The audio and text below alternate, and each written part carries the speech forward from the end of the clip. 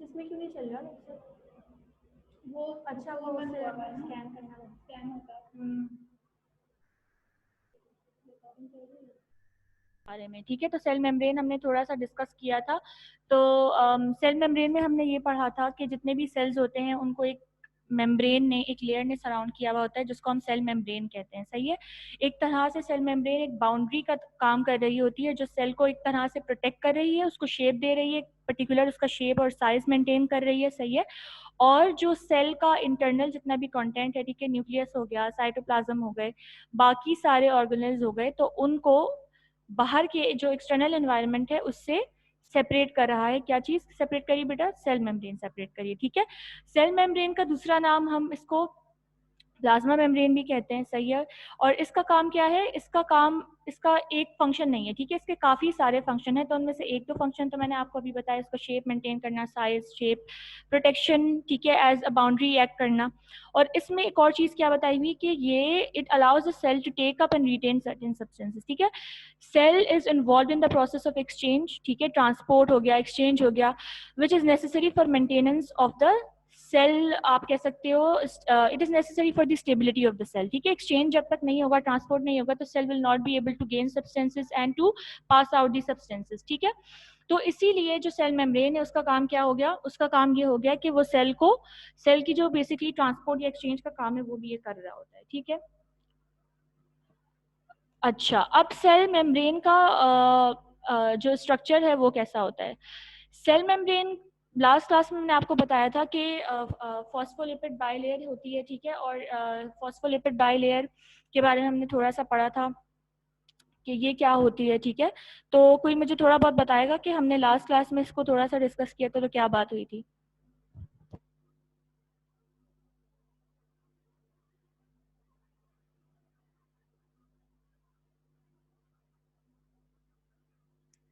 Anyone?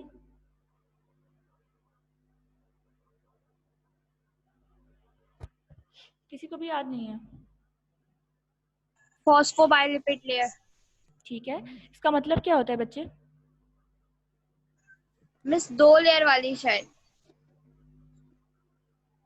बेटा आपकी आवाज नहीं आ रही मुझे साफ। निम्रा, आप दोबारा बोलोगे बेटा? मुझे आपकी आवाज नहीं आई साहब। मिस 2 लेयर वाली। ठीक है। तो इसका मतलब थोड़ा बहुत आप लोग को पता है। ठीक है। तो सेल मेम्ब्रेन का बेसिकली स्ट्रक्चर कैसा होता है? It is a phospholipid bilayer.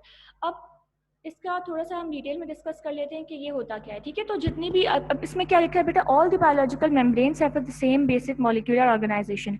यानी कि जितने भी बायोलॉजिकल मेम्ब्रेन्स होते हैं, इससे मुराद जो भी मेम्ब्रेन किसी भी लिविंग ऑर्गेनिज्म के सेल्स में मौजूद होती है। ठीक है।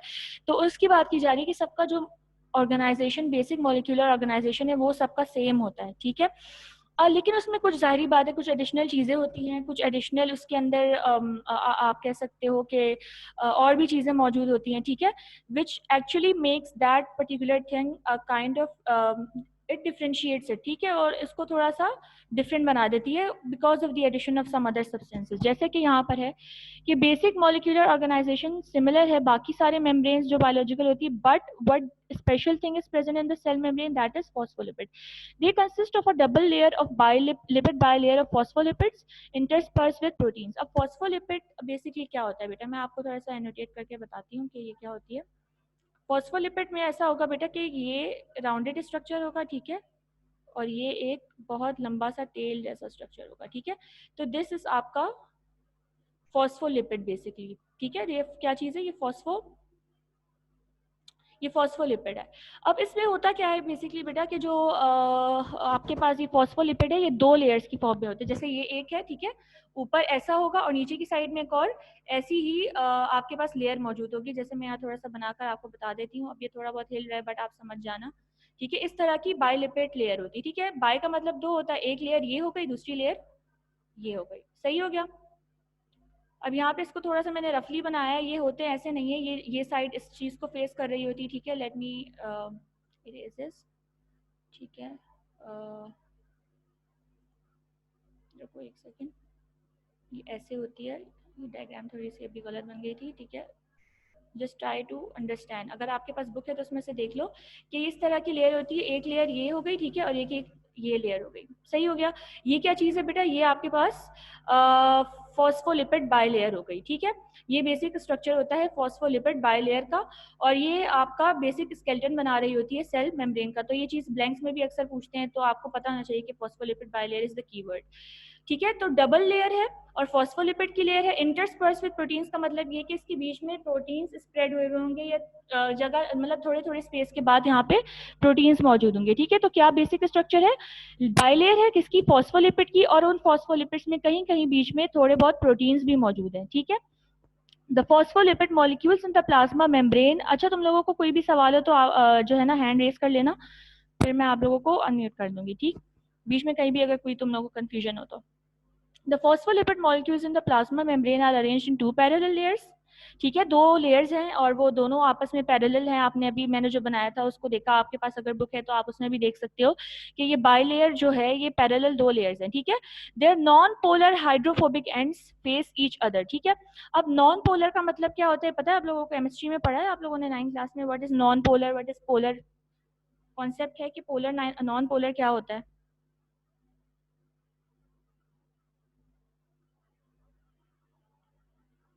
पोलर नॉन पोलर का कॉन्सेप्ट है बेटा आप लोगों को,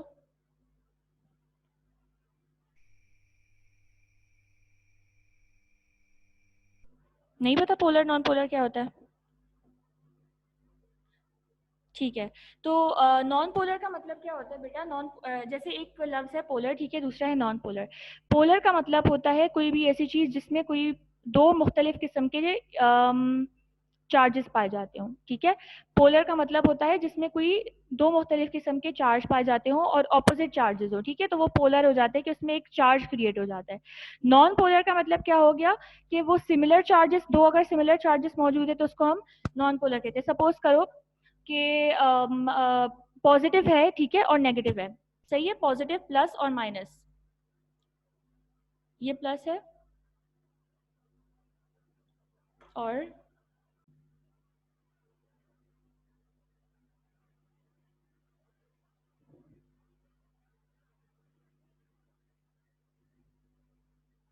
देखो ये ऐसा रफ सा मैंने स्ट्रक्चर बना दिया है। आगे लिखा हुआ है whereas their polar hydrophilic ends are associated with carbohydrate protein. अच्छा, अब यहाँ पर देखो मैंने आपको क्या बताया, ये राउंड सा जो स्ट्रक्चर है, what is this, this is आपका, बेटा मेरी ये चीज समझ में आई आप लोगों को।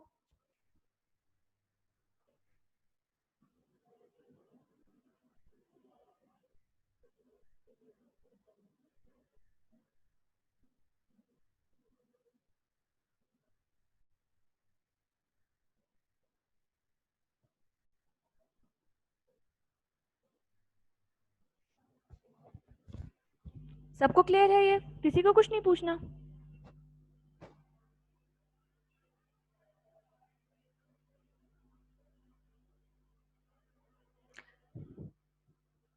ईशा बेटा आप मुझे बता सकते हो हाइड्रोफोबिक का क्या मतलब होता है, जो अभी मैंने बताया hydrophobic, PHOBIC। Miss enemy of water means मतलब कि वो वाटर को अपनी बेटा तरफ आपकी आवाज अट्रैक्ट नहीं नहीं आ रही होने मुझे। देता। Miss hydrophobic means enemy of water, ये आपकी नहीं वाटर आ को रही अपनी मुझे तरफ। बेटा आवाज। कोई और बता सकता है मुझे हाइड्रोफोबिक का क्या मतलब होता है। ईशा बेटा आपकी आवाज नहीं आ रही मुझे, आई डोंट नो, पता नहीं क्या इशू है। एनिमी ऑफ वाटर, एक्सीलेंट बेटा, मतलब कि कोई ऐसी चीज जो वाटर को अट्रैक्ट नहीं कर रही है, ठीक है। एनिमी ऑफ वाटर मैंने आपको समझाने के लिए और इसलिए कि आप लोग को याद रहे, तो आपने इस तरह याद रखना है, लेकिन मतलब इसका जनरल क्या है, कोई भी ऐसी चीज जो वाटर को अट्रैक्ट ना करे, ठीक है, वाटर रिपेलेंट हो। अच्छा, हाइड्रो पोलर का मतलब क्या होता है बेटा, निम्रा आप बता सकते हो, what is meant by polar.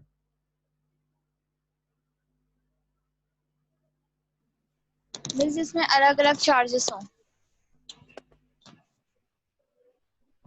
यार आप लोगों की आवाज मुझे क्यों नहीं आ रही है। कंटिन्यू करते हैं, ठीक है।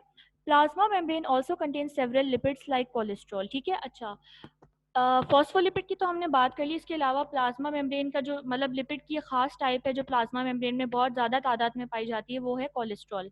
ठीक है, कोलेस्ट्रॉल का आपने काफ़ी ज़्यादा नाम भी सुना हुआ होगा। ठीक है, तो cholesterol is a type of fat या अ टाइप ऑफ लिपिड। तो जो प्लाज्मा मेम्ब्रेन में लिपिड्स मौजूद होते हैं उनमें से बहुत ज़्यादा बिग पार्ट होता है आपके कोलेस्ट्रॉल का। In certain cells, cholesterol may constitute up to 50% of the lipid molecules in plasma membrane. बेटा ये अंडरलाइन कर लेना, ठीक है। जो भी चीज़ मैं आपको कहूँ कि अंडरलाइन कर लो, तो उसका मतलब है ये आपने जो है ब्लैंक्स के लिए याद करनी है, और इसको अगर क्वेश्चन में आता है तो आपने इसको ब्लैक से लिखना है। ठीक है बेटा, तो इस तरह की जो भी वैल्यूज आए या कोई भी ऐसी चीज़ आए ना, जैसे किसी भी टर्म का अगर कोई एक और मीनिंग या कोई और वर्ड उसके लिए यूज होता हो, तो ये इंपॉर्टेंट होता है फॉर ब्लैंक्स पर्पस। तो आपको याद रखना है कि जो कोलेस्ट्रॉल है वो कितना परसेंट बना रहा है बेटा, 50% बना रहा है। मतलब कि तकरीबन लिपिड के अगर किसी सेल मेम्ब्रेन में या प्लाज्मा मेम्ब्रेन में जितने भी मॉलिक्यूल्स है, ठीक है, फॉर सपोज अगर 20 मॉलिक्यूल्स हैं लिपिड के एक सेल के प्लाज्मा मेम्ब्रेन में, तो 20 में से 50% मतलब 20 मॉलिक्यूल्स के लिपिड के मॉलिक्यूल्स में से तकरीबन 10 यानी 50% जो है वो कोलेस्ट्रॉल का मॉलिक्यूल होगा। ठीक है, तो ये चीज़ आई होप इसमें कोई इशू नहीं होगा। बहुत सिंपल सी चीज़ है कि कोलेस्ट्रॉल 50% लिपिड मॉलिक्यूल्स बना रहा होता है, यानी कि जितने भी मॉलिक्यूल्स होते हैं उनमें से आधे तकरीबन कोलेस्ट्रॉल के मॉलिक्यूल्स होते हैं। सही हो गया।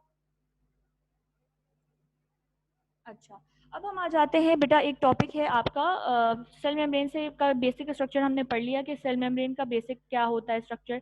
फॉस्फोलिपिड बाइलेयर है, ठीक है, फॉस्फेट और लिपिड के मॉलिक्यूल दोनों आपस में ज्वाइन होकर फॉस्फोलिपिड बनाया है, और इसकी डबल लेयर होती है जिसको हम बाइलेयर कहते हैं। और जो लिपिड के दो मॉलिक्यूल्स आपस में एक दूसरे को फेस कर रहे होते हैं, ठीक है, they are known as non polar और हाइड्रोफोबिक। हाइड्रोफोबिक इसलिए कहते हैं हम क्योंकि ये वाटर रिपेलेंट होता है, ठीक है। इट इज नॉन पोलर तो ये वाटर को अट्रैक्ट नहीं करेगा। जबकि जो दूसरा एंड होता है जहाँ पर फॉस्फेट और लिपिड आपस में एक दूसरे से मिल रहे होते हैं उसको हम कहते हैं पोलर या फिर hydrophilic end, because it is going to attract water. ठीक है, और हमने ये भी पढ़ा कि जो लिपिड मॉलिक्यूल्स होते हैं सेल मेम्ब्रेन के अंदर उसमें से 50% कोलेस्ट्रॉल के मॉलिक्यूल्स होते हैं। ठीक, तो ये सब बेसिक स्ट्रक्चर पढ़ने के बाद अब हम आ जाते हैं कि इंपॉर्टेंट आपका कह सकते हैं कि फॉर लॉन्ग क्वेश्चंस, ठीक है, ये बहुत ज़्यादा पूछा जाता है फ्लूइड मोज़ाइक मॉडल। सही है, शॉर्ट में कम आता है, शॉर्ट में इसके आगे पार्ट्स आएंगे तो वो मैं आपको बताऊंगी जो आते हैं, लेकिन लॉन्ग में भी पूछ लेते हैं। तो फ्लूइड मोज़ाइक मॉडल एक तरह से एक ऐसा मॉडल था, ये एक ऐसा आपके पास एक्सप्लेनेशन थी जो सेल मेम्ब्रेन के पूरे स्ट्रक्चर का एक तरह से आप कह सकते हो उसकी एक्सप्लेनेशन है। ठीक है, कि सेल मेम्ब्रेन का स्ट्रक्चर कैसा है, कौन कौन से प्रोसेस हो रहे होते हैं सेल मेम्ब्रेन के थ्रू, ठीक है, और किस तरह से जो प्रोटीन्स है वो अरेंज होते हैं, किस टाइप के प्रोटीन्स होते हैं। तो ये सब बातें आपका फ्लूइड मोज़ाइक मॉडल बेसिकली एक तरह से एक्सप्लेन कर रहा होता है। और अब हम इंट्रोडक्शन पढ़ लेते हैं कि फ्लूइड मोज़ाइक मॉडल किसने दिया, कैसे प्रेजेंट हुआ और क्या इसमें है। ठीक है, तो आपकी बुक से ही मैंने ये नोट्स बनाए हैं, ठीक है, ये स्लाइड्स बनाई है। तो व्हाट इट सेज कि भाई 1972 में Singer and Nicolson proposed a working model of plasma membrane which is known as fluid mosaic. ठीक है, सिंगर और निकोलसन आपने याद रखना है, ये लेंथ में अगर आपसे पूछ लिया कि fluid mosaic model was presented by which scientist, ठीक है, तो आपको पता होना चाहिए कि सिंगर ने, और अगर आपको डेट नहीं याद रहती 1972 तो इट्स फाइन, इसको याद रखने की आपको जरूरत नहीं है। Just you have to remember that both of the scientist were Singer and Nicolson. ठीक है, both of them were the people who proposed this working model of plasma membrane जिसको हम फ्लूइड मोज़ाइक कहते हैं। ठीक है, फ्लूइड मोज़ाइक मॉडल में है क्या, fluid mosaic model lipid bilayer is retained as the core of the membrane. आपने अभी पढ़ा कि जो लिपिड बाइलेयर है वो मेम्ब्रेन का कोर बना रहे थे, ठीक है, कि कोर सेंट्रल पार्ट कह लो आप या मेन कंपोनेंट कह लो। ठीक है, तो lipid bilayer is the main core या फिर main part of the membrane. ठीक है, ये फ्लूइड मोज़ाइक मॉडल ने इस चीज को एक्सप्लेन किया।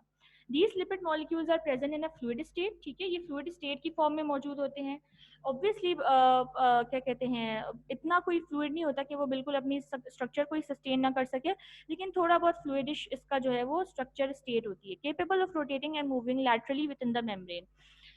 अब इसका कहने का मकसद ये है कि बेटा जो लिपिड बाइलेयर है फ्लूइड स्टेट में होती है। फ्लूइड स्टेट और केपेबल ऑफ रोटेटिंग का मतलब ये है कि ये अपने आप को थोड़ा बहुत एडजस्ट करने की केपेबिलिटी रखती है। ठीक है, थोड़ा बहुत ये रोटेट या मूव करेगी तो ऑब्वियसली किसी भी मॉलिक्यूल को अगर सेल ने अपने अंदर लेना है या सेल ने अपने अंदर के इन्वायरमेंट से बाहर भेजना है, ठीक है, तो उसके लिए थोड़ी बहुत सेल मेम्ब्रेन को जो है वो फ्लेक्सिबल होना पड़ेगा ताकि वो एक्सचेंज ऑफ सब्सटेंसेस को परमिट कर सके। ठीक है, तो it is necessary for the exchange of different substances and for the transport as well।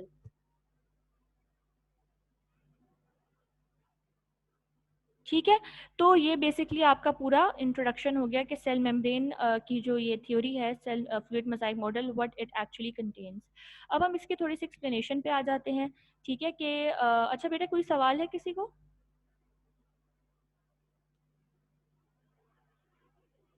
कोई भी सवाल है बेटा तो आप लोग पूछ सकते हो।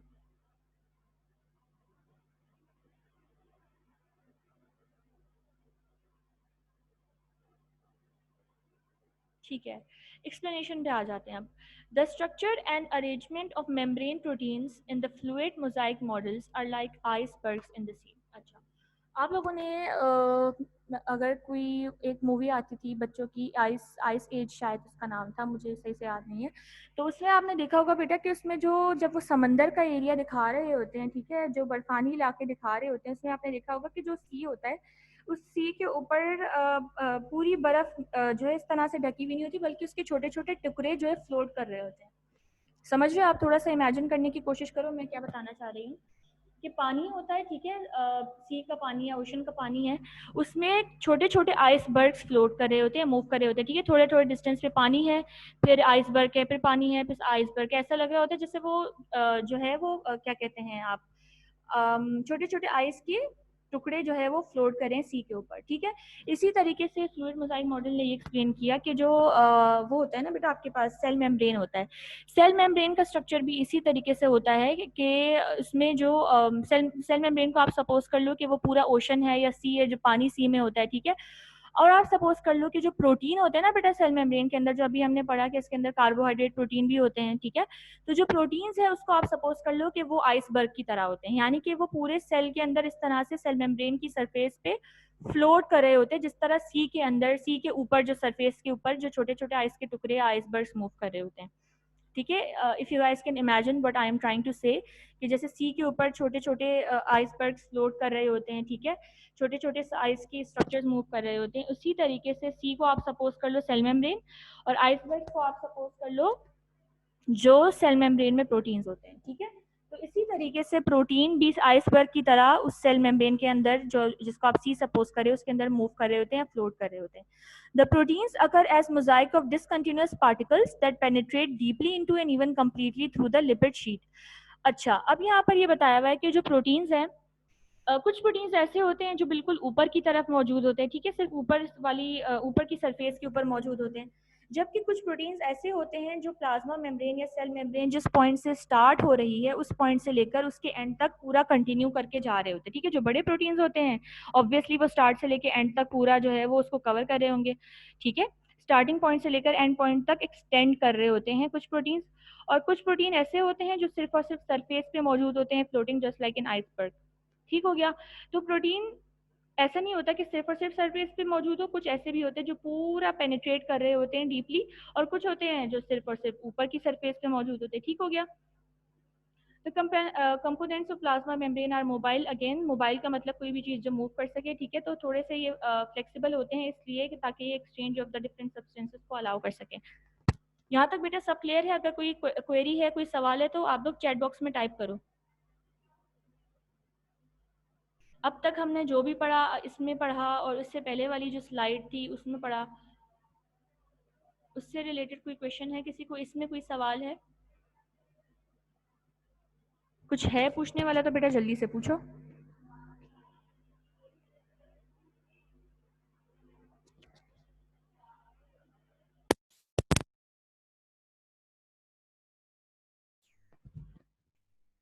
कोई क्वेश्चन है बेटा किसी को?